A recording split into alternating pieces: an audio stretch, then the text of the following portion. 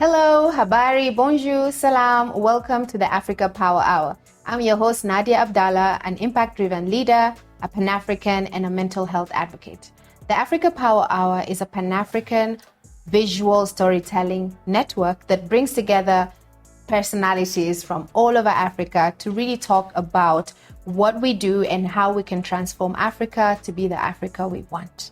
Now, on today's episode, I am quite excited because I'm about to introduce somebody who is one of my very closest people and someone who I do believe is doing remarkable work in the agricultural sector.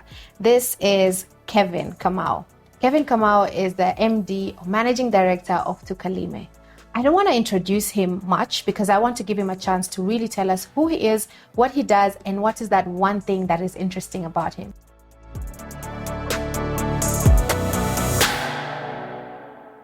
So Kevin, welcome. Thank you for having me. You're right in terms of we've known each other for a while. So these are very interesting chats because there's always like inside jokes and things that you also know about me that other people don't know. Yeah. But to introduce myself, yes, I'm Kevin Kamau. I'm an entrepreneur. I wouldn't say a serial entrepreneur because entrepreneurship is also like heartbreak. I am a team leader at Tukalime. Mm-hmm. A lot of people say founder, managing director, but I do also know that I wouldn't be able to do this without the team that's behind it. Yeah. And I know they do definitely lift me up whenever I don't have the motivation sometimes. Mm-hmm. Nice. Yeah. And what's that one interesting or fun fact about yourself that people don't know about? A lot of people think I'm an extrovert. Yeah. Just because they may see me doing outdoor activities.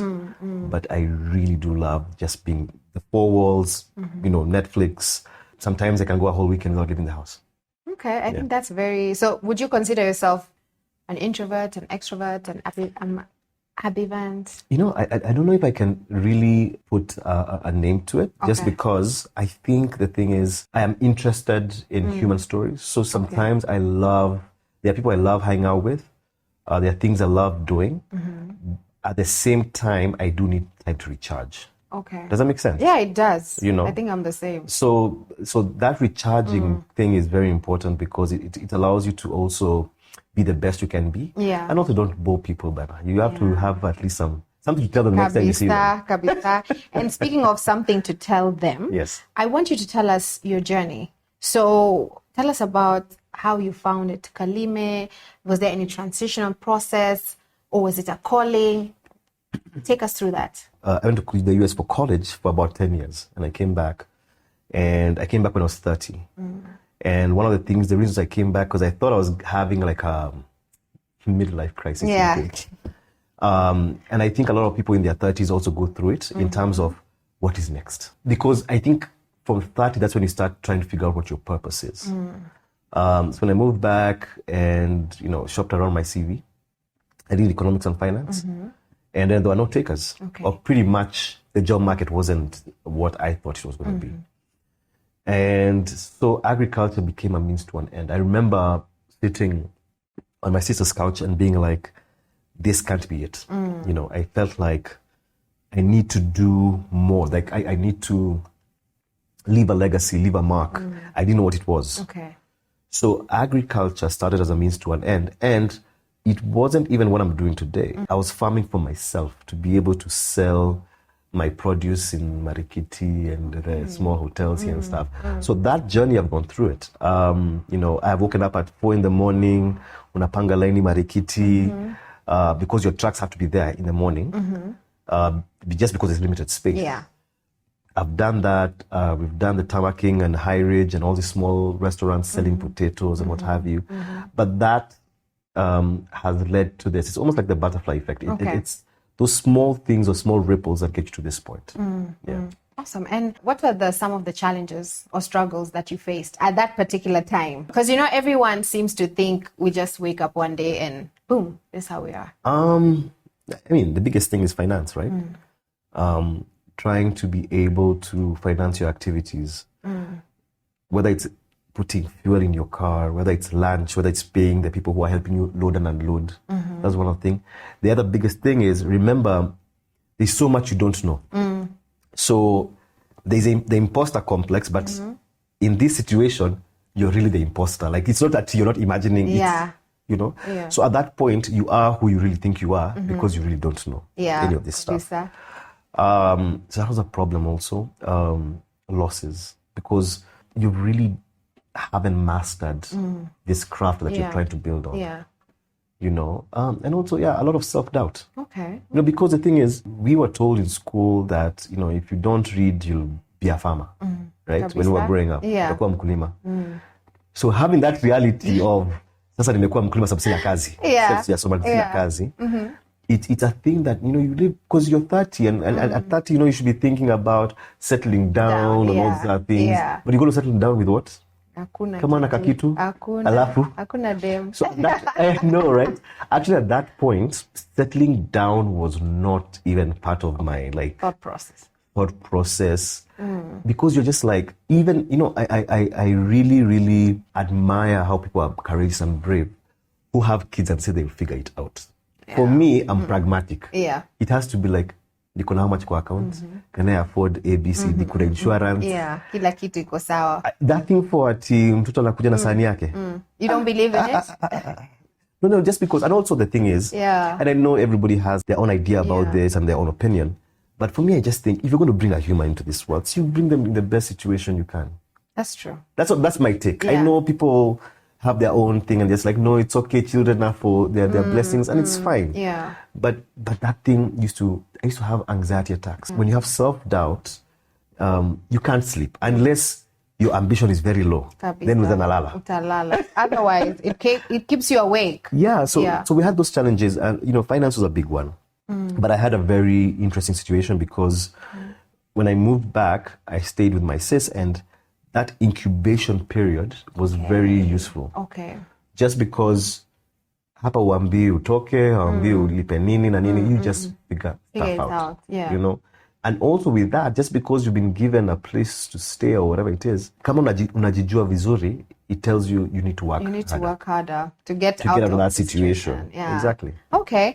And tell us, so why Tukalime, and what does it mean for those people who don't understand?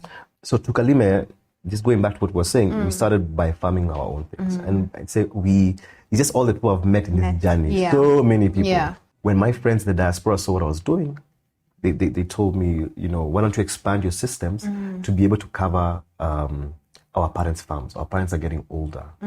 Sisi tuko maju. We don't know how to manage these pieces of land. You know. So again, it was a natural progression into managing people's shambas. However, and just with the journey of Tukalime, one of the things that I had to do is make sure that all the issues that we've been talking about, the hardships and all that stuff, that and the self-doubt and imposter complex was solved. So the first thing I did was I just took myself to Nairobi Uni Kabete campus, walked in and found a student on the corridor and all this, like, I'm looking for an agronomist. He had just graduated. He was employed. No way. He was employed 001, That's what you did? That was it, See, now you have to solve the problem that's there. The second thing is to try to figure out finance and stuff. So friends and family. And then now also you need to practice some more. Because now there, I don't know if you know about the 10,000 hour theory. The 10,000 hour theory is if you do something for the proverbial 10,000 hours, you become an authority in it because you do it repetitively over and over again. That's why if you're driving or you're brushing your teeth, lazima hata ukumbuki umeka toothpaste. But you've done it. But because you've done it so many times, you're not there thinking mola number 1, 2. Unafanya tu. Hata kuendesha gari. You become a voice of authority in it. So I needed to do that practice because the mind is also like a muscle. You need to train it. And then that stigma at the back of my mind of if you don't have a job, utakuwa mkulima, and it's like a failure, that also stuck at the back of my mind. Because now there's a thing to prove that's wrong. Even if when the opportunity was already there, that was still at the back of your mind? Because you have to prove people wrong. And in the beginning, it was so interesting. So, you know, you post on Instagram and stuff and you're out there and people think you're having fun. But then that's a catalyst for people to see agriculture is not this thing that you run away from. You know, it's something that can actually be, okay, I'm not calling myself sexy, please. But it's also allowed. Why shouldn't it can be a sexy it can be a sexy profession in terms of you can have fun with it. Yeah. The same way guys post with my computers at party work, boardroom. Yeah. That's our boardroom. Yeah. Right? Okay. So you're saying why Tukalime? Yeah. Number one, solve the issue. We're talking about that stigma that agriculture is dirty. Yes. No job that will not get you anywhere. Number two, we have now with my friends that are in the diaspora, we have a group who are our parents, the baby boomers, who are exiting the workforce. I think the baby boomers right now should be in their 70s. Going to 80s. Yeah. They're exiting the workforce. Hawashindani na mambo ya fertilizer na sijui nini nini. That's a situation. Number three, when you talk about factors of production, one of them being land. You have land, capital, labor. The land is that when you drive just a few kilometers kidogo towards Nairobi, the baby boomers are the biggest holders of this wealth in terms of land. Wao hawalimi tena. Mashamba zimekaa hivyo. Sababu sisi tumesema we want work that is at this beautiful high-rise building and stuff like that. Yeah. So the ingredients were there. So it's like asking you, so if you're hungry, but then in your kitchen you have your tomatoes, your onions, you have your gas, nani, mbona usipike? Hakuna reason. Yeah. Okay. So basically from what I'm hearing is Tukalime makes agriculture cool. I think it makes agriculture cool. That's the attempt that we're trying to do. Yes. That we're trying to do. But on a deeper level, it's also to kind of like redefine what it means to own land, what it means to have the tools next to you. Does it, or am I understanding it in the wrong way? It also says that if you have this idle economic asset that's just lying there, why can't you derive funds from it? Yeah. But also Tukalime has evolved. Yeah. Okay. And we can segue into that. Yeah. And so when COVID hit, because a lot of people in the urban areas feel like farming is a side hustle. Yeah. Even though you're telling them, no, Mzee is old, Mama is old, let's do this. In their mind, they're still like, no, I don't even send money home. They don't think about the dignity part, but that's fine. That's neither here or there. But they're like, I'd rather send money than we're not getting into this. Yeah. Just because, let's face it, agriculture is also known as high risk. True. Right? True. So when COVID hit, we basically lost all the business. I remember telling all my employees, and I think we're 11 at that time. Yeah. And we took a 60% pay cut from top to bottom. Yeah. Including yourself? Including myself. Wow. Okay. Yeah, you can't tell the accountant to take 60% off and then you're still getting 100%. Yeah. Jameni. Yeah, true. You know? You can't. So that and the discussion was, in finance terms, we say a runway. So you have a runway. So you have to decide, do you extend the runway where you can decide you'll be paid kidogo for the next 2 years? Or do we continue the same rate and do only 1 year? Only 1 year. You decide. So when that happened, we had to turn the business because now this clientele, akina Nadia wataki kulima, for example. Wow. I mean, okay, yes, okay, I'll take it. Yes. So we had to pivot and say, all right, so what is our biggest thing that we have that was driving our customer base is a market for this fresh fruits and vegetables, for example. All right, how about if we convert this into us guys, like into, these are our contracts. So we go to all these, your zucchinis, your tropical heat and stuff, and sign the contracts under Tukalime, and we'll do it ourselves. And so that's how Tukalime shifted. So within, that was 20, I divide COVID into COVID 1, 2, and 3. Yeah, right? COVID 1 is 2020. COVID 1 is 2020. Yeah. 2021 was still figuring out what we're doing. Yeah. Then 2022 is when we're like, okay, what are we doing? Actually, end of 2021, 2022. And I went around and, which also validated what I thought, market is not an issue. Okay. When it comes to agriculture. Market eco. So what's the issue? Like now in Kenya, we import almost everything. We're a net importer of food.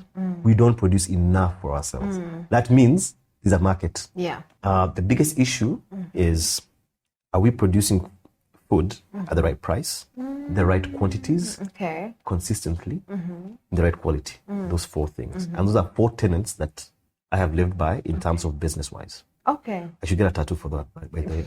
So, anyway. So now, having said that, I signed contracts worth $700,000. Okay.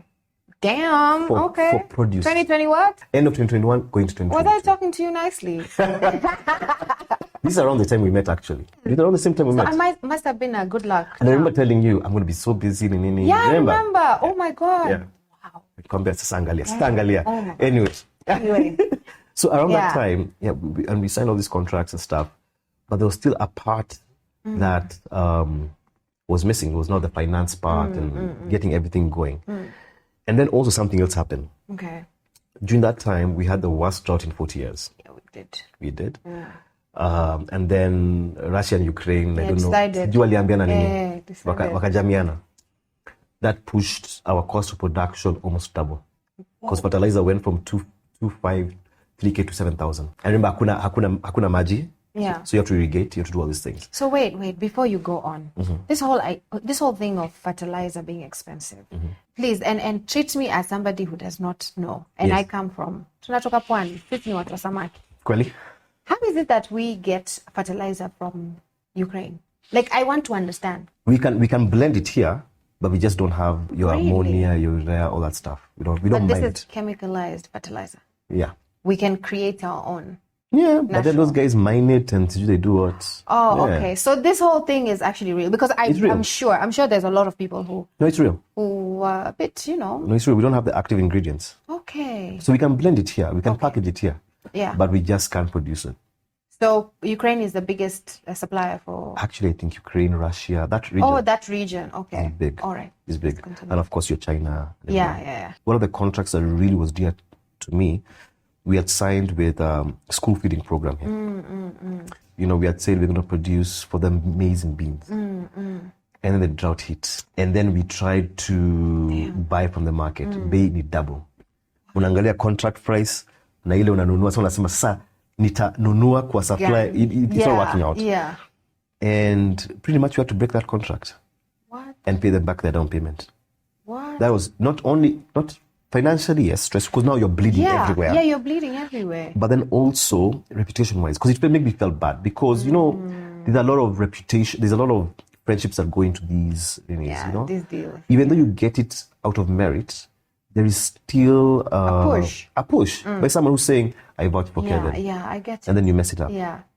Anyway, around the same time, as Tukalime was still evolving, we got a call from somebody from Kenya, gave somebody in Milan my number. Oh, wow. And they called me and they were like, this is a program we want to do. Can you aggregate for us 10,000 farmers? And us guys were like, nah, we won't do 10,000 farmers, but I can do for you 10,000 acres. Oh, wow. And that's how we started our 10,000 acre program. Why did you opt for the latter? Because, look, remember the things that I had said in the beginning? Finance, Yeah.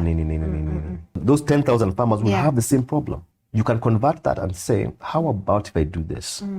Sometimes you have to create the table so people can come around and eat, right? True. So how about if I lease out their farms around, farms, I yeah. lease out the 10,000 acres, we see water pamoja. So I give you money, Nice. it's directly to you. Yeah. You know? Yeah. On top of that, you can come work with the farm with us guys. Yeah. At the same time, you can learn from us guys. Okay. And when you're ready to renew your farm, I'll be your off taker. You'll have money in your pocket. So sometimes you have to create out of a need because of what we went through. Yeah. Now you're solving from X. Because a lot of people have had an issue with smallholder farmers. How do you aggregate them? Yeah. It becomes a problem because, you know, this smallholder farmer doesn't have the right amount, like they don't have those ingredients that we were talking about before to be able to produce the thing they're telling them. They're producing at a level which is comfortable for them. Yeah. But if you look at their colleagues or their counterparts in Netherlands, the disparity is like, let me give you an example. Like, I think here in Kinangop, a smallholder farmer will produce in an acre sellable wear. And when we mean sellable wear, nile anaweza uza. Okay. Si ile usabuuzi kila kitu kwa shamba.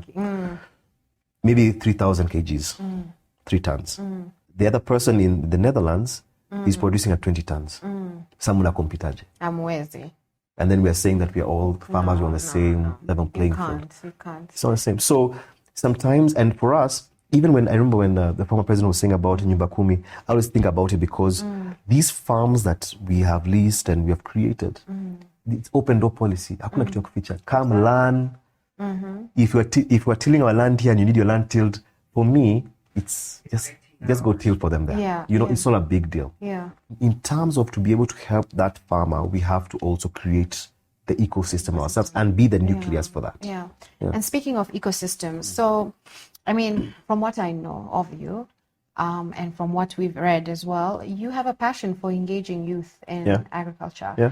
And so, what strategies have you put as Tukalime to actually induct young people and also allow them to be part of the processing? I think one of the things, like right now, we are doing a lot of internships. Is, the way they tell you, like, if you want to do this job, you have to have 5 years of experience.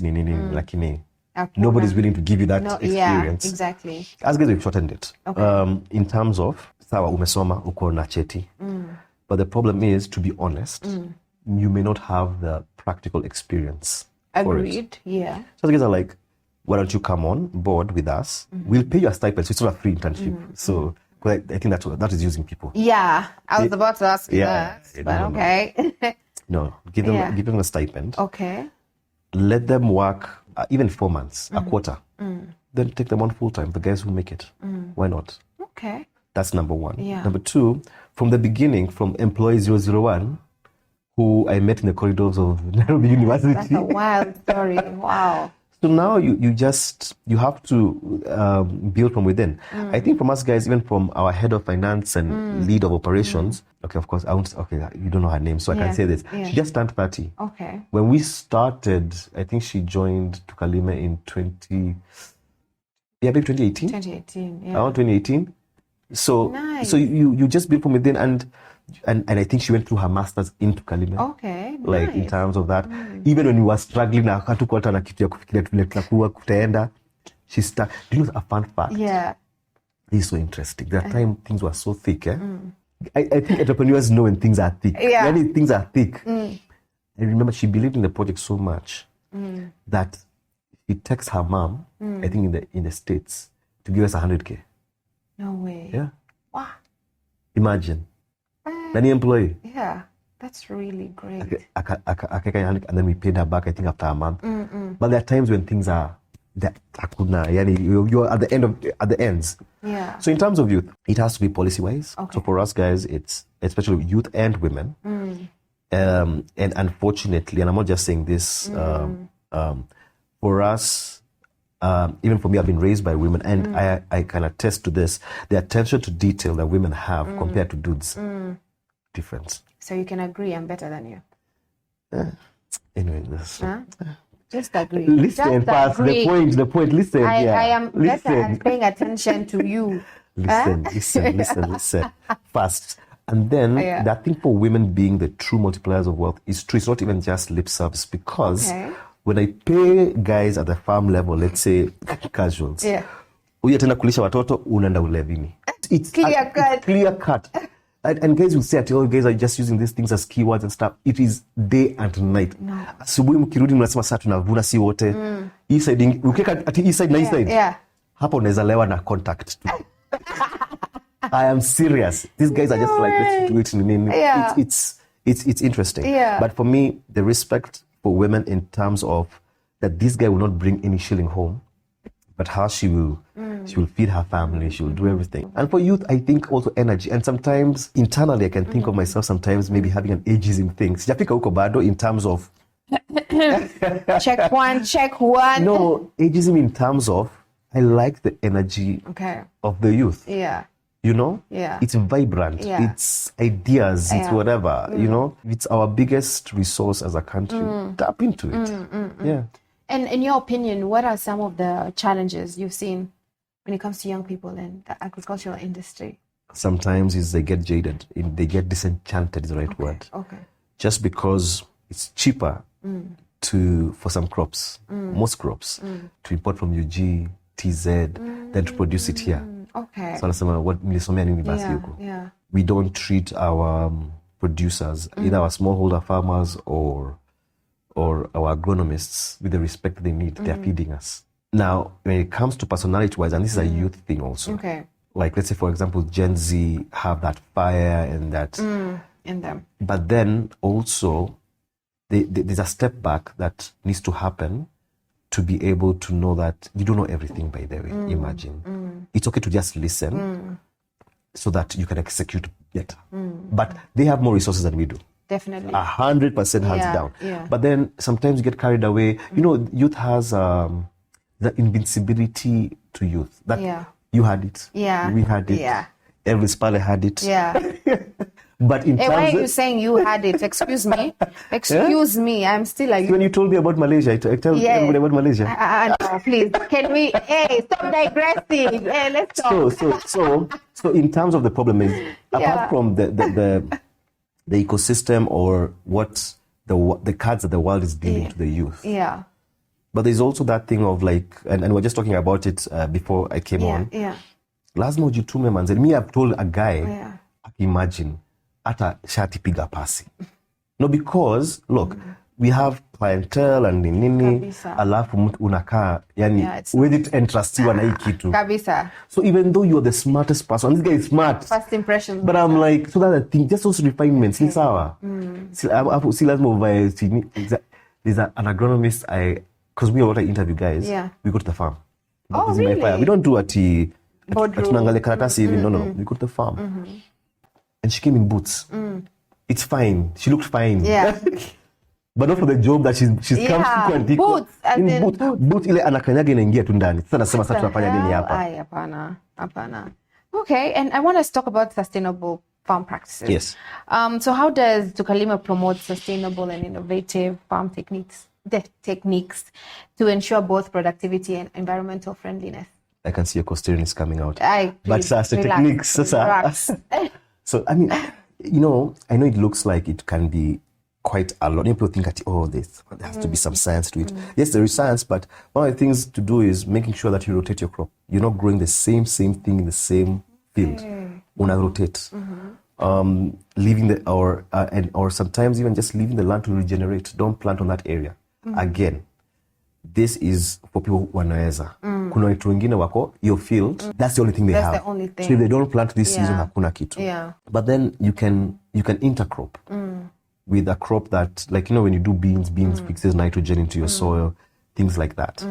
Or using zero till or not tilling your land a lot. And that means instead of, if you see guys preparing the land, wanaleta tractor wanabomoa tu at the otesino. No. Sometimes there are ways to conserve by just digging where you need to. So you leave the rest intact. Unapanda hapo kwa hiyo line. That will help you not weeding a lot. It'll help you not have to use a lot of herbicides and stuff like that. So for us, we use all these just to make sure that this land that has gotten us to where we are, we can use it the next season. Like right now, we are at 3,000 acres. We want to double to 6,000 acres by the end of the year in Kenya. If I do not make use of that land that has given me the mazao that I got right now, then I'm killing my future and killing the future for the next people out there. Yeah. And do you have any examples? Like, can you share an example with us? Of what? So that people know. An example of? Yeah, of any environmental friendly practices at Yeah. Tukalime. So, you rotate. Let's say, for example, right now we're doing castor. Yeah. We are going to rotate with safflower. Okay. And regular beans. Tutarudi school feeding program. Do that. And does it work? Like, you've exhausted, let's say, one round. Yes. The second round with a different crop, it actually picks up? Do you know? So your soil, apart from containing your nutrients and stuff, is just a medium. Okay. You can grow crops in a gel. You've seen those things. Weka tissue paper. It will grow. Yeah. As long as the nutrients are there. Yes. So for us, it's in terms of use as little fertilizer, as little pesticides as you can to make sure, Bado, you're living it like that. You're living it almost like the way you found it. Yeah. You know, you have so much knowledge for somebody who did not do agriculture, so do agronomists, and all these things. Did you ever take time out of during your hustle and trying to make ends meet to learn about these things, or did you learn them as you were growing and building? The funny thing is, just to answer your question, I learned it on the way. But when things were really thick, when the world had stopped, and I interviewed for a job, and I went to the final round. And this is a part where now, even I was saying about the Gen Z, I was skiza too. I would just blurt out everything. Gen Z, and I sat with the exco, the executive team of this company. And what did the guy ask me? He asked me, because he looked at my papers and stuff, and he was like, "Oh, you didn't do a master's?" And in that team, this guy was like the professorial guy. He was a nerdy guy in that team. So he was just like, nothing, Jon Snow. So can you Lisa, how without an MBA, how are you going to something about qualitative analysis, And then I told him about the 10,000-hour theory, and I told him, I actually go to speak in MBA classes because I've done this part. Wow. Exactly. You see, it's nothing is my Ivo. I get what you mean. In my mind, I was like, they called me to go talk into these classes about that. But then it made me feel, it's a word starting with a D. I shouldn't have done that. Okay. Yeah. Just because sometimes that shows you like you have a chip on your shoulder, even though you're thinking it. I should have said, maybe with a lot of English, that in my journey, right, I have tested a lot of theories and have deducted the true answers in terms of what is textbook real and what is practical. Or somehow, but you know what? Things happen for a reason. Yeah. Now here we are. Yeah, kabisa. If you didn't do that and be the D word, you wouldn't be where you are today. Exactly. So I'm proud of you. Asante. I'm proud of you too. Thanks. But proud of me for what? Wait, let's focus on you first. Because tutaanza kuongea vitu nyingine watu wasije. Let's talk about urbanization and idle land, because I think this is a very interesting topic. One of the goals of Tukalime is to reverse the land trend, which you have said it. What role does the private sector play in maximizing land use for food security? Because I'm sure private sector plays a big part in agriculture. Not enough. Okay. Because I remember speaking to the chairman of my board, and we were saying about maybe Kenya, we have the money compared to our neighbors to know to vitu. So it makes sense kuproduce huko. Actually, you're the ones who just have a sober discussion and saying, maybe this one it's okay. To know it, we become a Qatar or a Dubai. We just buy stuff. And when I'm saying private sector doesn't do enough, it's almost like, especially if you're not in the agri industry, haikuumi. So you're just like, so what? And it's so interesting because if you read throughout history, when you talk about industrialization and stuff, the period that came before industrialization was an agricultural revolution. Yeah, kabisa. Because you have to be able to produce your raw material to fund ABCD. Right now we're talking about, we used to have a paracetamol called Rivertex that used to produce clothes and stuff. We used to have ginneries for cotton and all these other things. Yeah. So those things, the structures are still there. Well, zimechapika kidogo. But then we killed off our production. So there's nothing there. Yeah.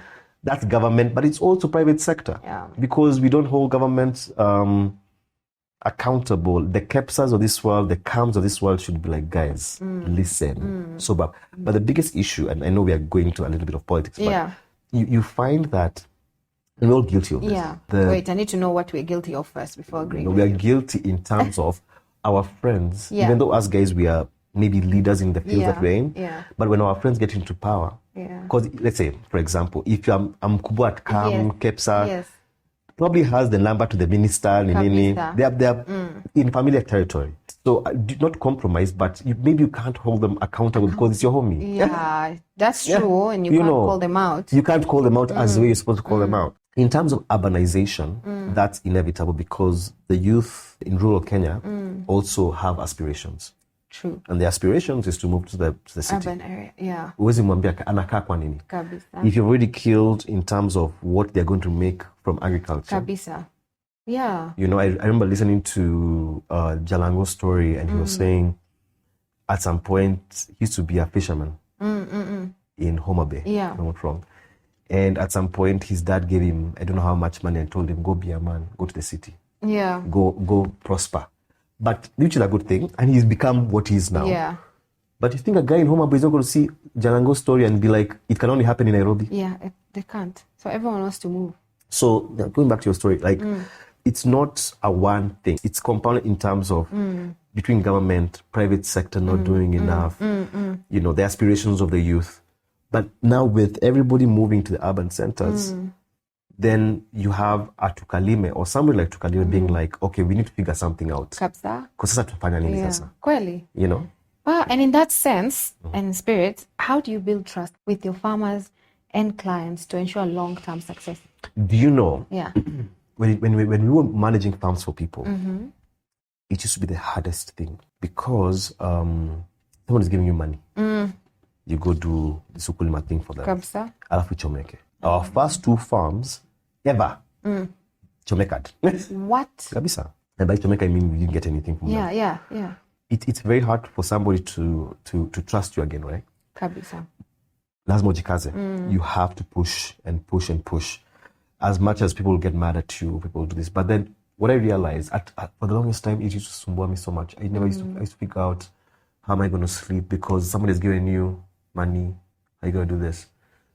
But then I realized, deep down, if you know you did everything right, haukununua Range Rover na pesa ya mtu, then you sleep well at night. Yeah. As long as you did your level best. Yeah, kabisa.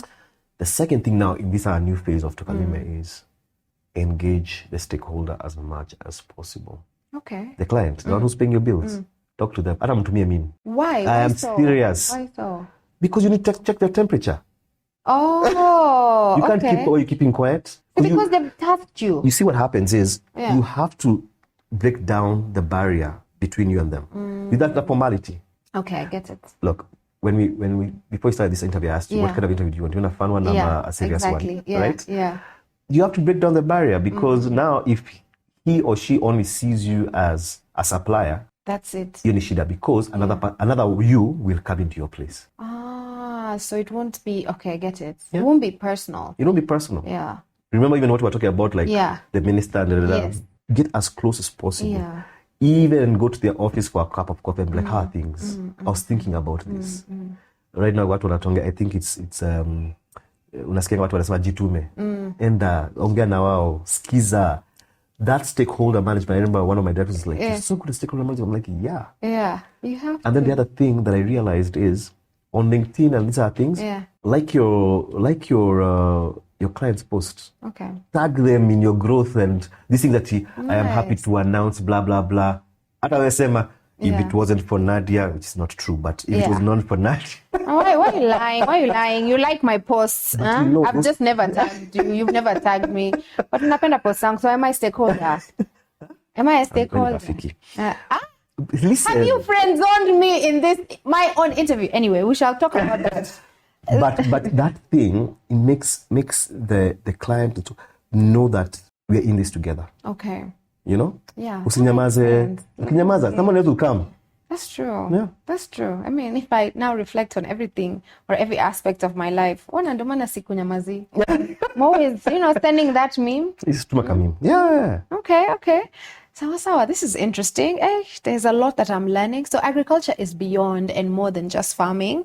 Na kuwa kwa shamba, na mchanga, na what are seedlings called in Kiswahili? Na mimi ni Mswahili. I know. What are they called? I'm even surprised you have been asking me. Oh my God. Don't you know? Si wewe ni What? mkulima? Seedlings? Yeah. No, me serious. Mbegu, yeah. Mbegu. You didn't know. How? You didn't know. Okay. Anyway, let's talk about something I love the most, which is technology. Technology and agriculture, is it being integrated, and how are you integrating it at Tukalime? That is such an interesting topic for me. Okay. And maybe I'm naive, I don't know a lot. Okay. I always see guys talking about, when you do Agritech, and Agritech is like a buzzword everywhere. It's a right? buzzword. There is all these apps to tell you the weather, to tell you all these things, and mtu mwingine anataka kuweka sensors kwa mchanga, iseme kama kumenyesha. Yeah. It's fine. Yeah. An average farmer cannot afford a bag of fertilizer. And you're telling him to download an app. I see What are we you're doing? going. I see where you're going. What are we doing? Yeah. So, and this can be a little bit controversial, but even the same thing, but we have to call it as it is. The same thing as you want to give a kid a laptop, but there's no steamer in their school. Kabisa? What are we talking about here? Yes, it's maybe it was designed or developed in with a good heart. Yeah. Like me, to play serious. Yeah. So nowadays, whenever I'm called to these conferences and stuff, I always say, because you say, okay, we have an app. Like, let me give you an example. I was called into a meeting for an app that was being sold. It went belly up to a startup. And they were selling the information, all these things. And it was a lending app to farmers. A little bit backstory. To produce in an acre for potatoes, seed, kila kitu, you need maybe 180,000. Oh, wow. 1 acre. What? Yeah. Sasa tukaingia kwa hii mkutano. And so these people were pitching to, my directors were there and nini, so they were looking to invest in this. So me, I was there as just to see what they're talking about. And so this lady from, definitely, it's not from Kenya, from somewhere, I can't remember where she was. So she's saying, yeah, we are lending up, we have lent over, they touch my names, 10,000 farmers, all these things. Our average farmer has 3 acres. I'm like, okay. Our average loan size, I swear she said either 3,000 or 13,000, about 13,000. Remember, it's 180,000. Exactly. 13,000 is a debt trap. Eh. No, for real. Because you were saying it's a debt trap. I'm not saying that he did that on purpose, but because if this person puts 13,000 na sipata hiyo mazao because they've undercapitalized their farm, hiyo pesa itapotelea hivyo after na kumfuata umweke kwa CRB. From what you're saying, it's systematic. Yeah, so that's the thing. But then, because of the numbers, it depends on what metrics that these guys are being scored on, they're able to raise money by using those metrics. They're using those metrics. By saying we have 10,000 farmers on this app, we have da-da-da-da-da. But then the true impact is not how they measure that true impact. Yeah. So, Agritech, I think we're not ready. We have enough fundamental issues. Yeah. We can't stop because the thing is, we still have to innovate. Kabisa. I'm not saying that Agritech needs to die. But what I'm saying is, for me, I don't listen to it because I'm like, what about the smallholder farmer? But it's also because a lot of these technological innovations that come up, they're not really from the ground. Yeah. You see, innovation is when someone sees an opportunity to solve an issue in a very fast way. Yeah. Talking about like Agritech or even having like giving laptops to children. I think it's a divide, an intentional divide at the end of the day. And that's one of the reasons why I created this particular platform or network. It's so that as Africans, we can talk about these things, call out things like this. Because, I've been hearing about Agritech and it's so cool. I've been to conferences because I'm in the tech industry talking about Agritech. But I've never thought of it the way you're talking about it, which is true. I mean, the lending apps that are there for farmers, as it is, farmers are struggling.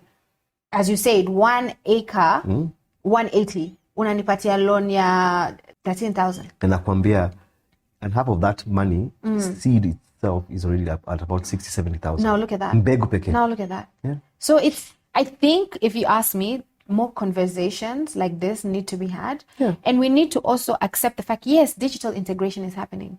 Yeah. But in Africa, as an agricultural basket, we still need to solve other problems. Yeah. And innovation can still do that. Just that, not in that way. Well, 100%. Man, hey, si umeua hapo. Hey, you've nailed it. You've made me think. I mean, and which is why I was even coming to the question about challenges in the agricultural sector, Let's take Kenya. Kenya faces the biggest agricultural challenge. And how are you guys solving it? Because first of all, I feel like there's so many challenges. So maybe enlighten me. What is the biggest agricultural challenge faced in Kenya? I think it's climate change. That's obvious. 100%. I need you to expound on that because I feel like climate change is being thrown to everyone. Let me tell you, for example. Yeah. Okay, apart from the drought that we're talking about, the 40-year drought. Yes. This year, as was last year and the year before that, you guys will mark my words. And we can even take a poll and take a bet. It will rain into December. It never used to rain into December. Please, it shouldn't rain into December. No. It never used to rain. Month. It never used to rain. Yeah, I know. December was very hot. Exactly. Yeah. So what's happening is the seasons are moving. Okay. The farmers can't plan properly on that. That's already an issue. In terms of here in Kenya, I I think just recently, like in me, I think there's a carrot that was dangled to us. Okay. About this whole greening the country and stuff. Yeah, and we only plant trees. We don't have forward thinking. We just think Leo. And now. Do you know, to be honest, I look at and I have friends also who are in government and both county and national. I was like, by the way, so many Kenyans, if you just tell us every weekend, and not every weekend, maybe once a month, tunapanda miti. Guys will go do it. Yeah, tutapanda too. Tutapanda. Hii mambo ya kutuambia ati we have a holiday to plant trees. I'm like, guys. That's a holiday to piga sherehe. That's a holiday to piga sherehe. Yeah. But I think the thing is, we are definitely suffering into a situation where we're not getting enough rainfall. Okay. It's a big issue. Yes, we can have drought-resistant crops and all these other things, but I wonder if enough money is being put to those things. Research and innovation. Like now, I'm traveling to Egypt, right? And one of the things is to see how they're doing their irrigation, because it's pretty much a desert. Yeah, it is. It is. You have to learn from that. Yeah. I don't know if we're learning enough about those things. I always say, and people say, Kenya has the best policies. It's implementing it. That's the problem. Yeah. So we might actually have the best minds to come up with the irrigation solutions. Yes. While corruption takes over. Like in our country is agriculture and solving an issue that can actually bring us funding. Yeah. And not in terms of grant, but in terms of a loan. Yeah. Is it someone? And the thing is, it's also populist politics. Exactly. It is. Polarization. Like I remember when people were saying, and that's the thing, for me, sometimes you have to be very careful because we are blessed. Yeah. All of us in this room, we are blessed, right? So it's very easy for you to say something out of tone deaf. Yeah. Like now, for example, I remember the Shamba system. Yeah. When the new administration got in and they were saying, we shall open the forest, watu wende alime huko. But you see, the thing with that is, jamaa kitaka kukata kuni, you can't supervise all these forests. Yeah, you can't. So what kind of situation are you creating? Yeah, it's true. It's really sad. I remember the way guys felt so much pain. We love development, but I remember guys feeling so much pain when they cut all the trees along Wayaki Way. I know. And we used to have this beautiful jacaranda trees and stuff like that, and the Nandi flames. Or maybe I don't know. To be honest, that's what I'm saying. I wasn't in the room discussing that, but I'm like, can we do something different and preserve these trees? And preserve, yeah. When you fly out, that's when you see guys actually thought about it. They even built around these trees. Huku kata, jenga. Yeah. It's because it's like we want fast results. We think now. Yeah. We don't think about the future, and it's quite sad. But I mean, as a mkulima, what is one thing that you wish could be done in Kenya, especially in terms of the agricultural sector? I think it needs to start, first of all, from the bottom in terms of school.